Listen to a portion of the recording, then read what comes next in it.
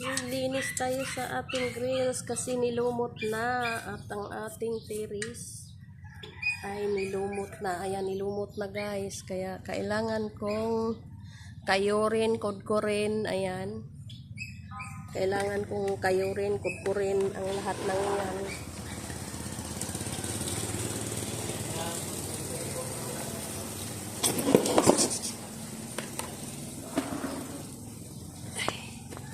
Unahin natin unahin natin paglinis para walis na lang tayo dito sa sahig.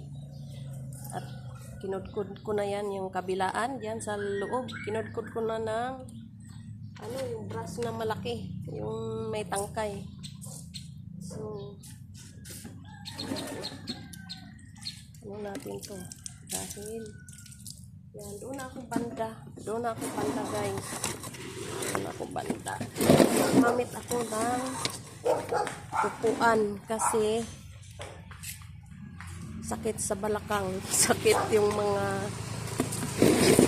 kasuan, yung arthritis natin. Kailangan natin yumuko, mag-brush sa gilid. Ayan, kasi nilumot na guys. Nilumot na ang ating kapaligiran. Maganda tingnan pag walang madumi. Kailangan na rin ng panibagong pintura ito. Kasi iba na ang niya. Iba na ang itsura niya, hindi na pantay.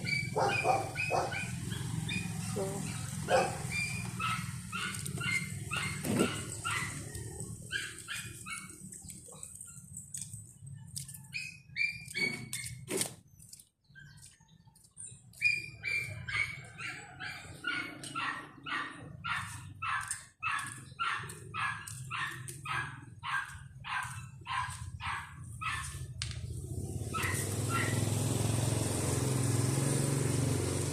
ginamit natin sa paglilinis ay ito para maabot natin ang hindi natin maabot.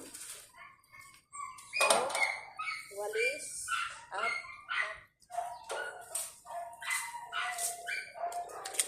at syempre meron tayong maliliit na brush, yung hindi madukot. Ayan, gamitan natin ng brush at yung lumang Scotch-Brite.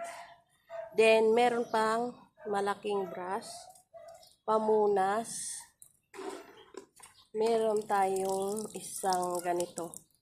So, kumpleto na guys. So, kaya na natin itong dukot-dukutin ang mga nakagsingit-singit na dumi. Yang nakasingit sa gilid ba?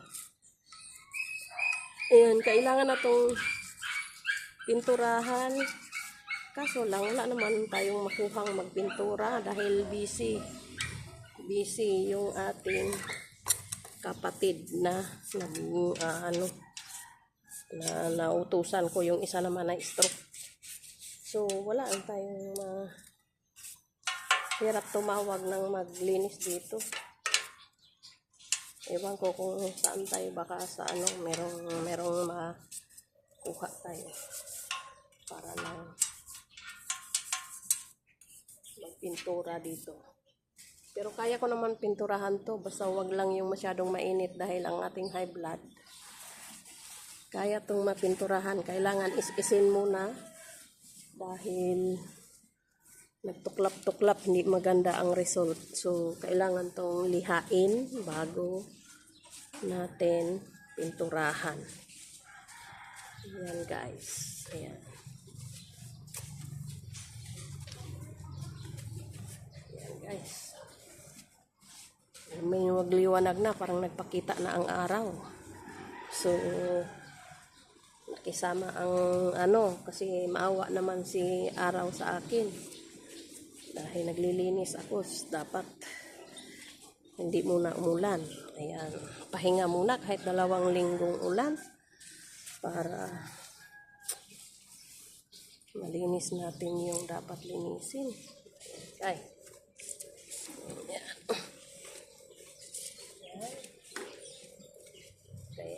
kulay puti, naging kulay green na. Ayan. Gumamit tayo ng upuan. Siyempre, ang ating mga kasukasuan. Ayan guys.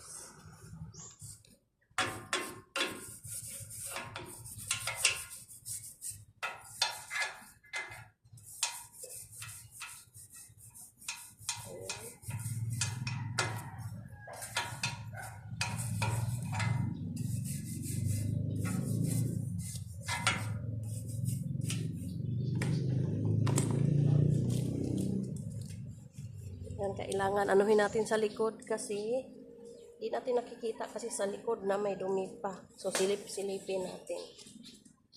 Hindi lang dito kasi kita ko sa likod pala meron pa. Usa natin ng tubig maya-maya.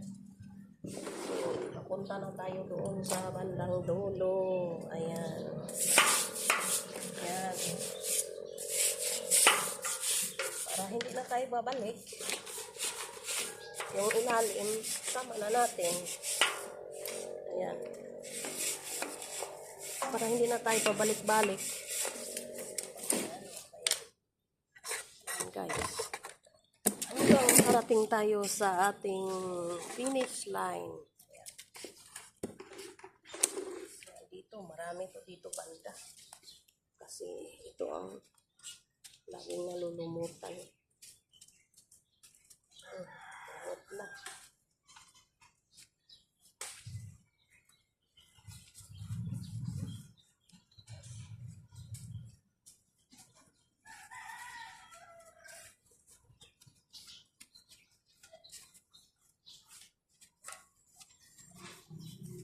Thank you for watching. Bye-bye. Please follow, subscribe.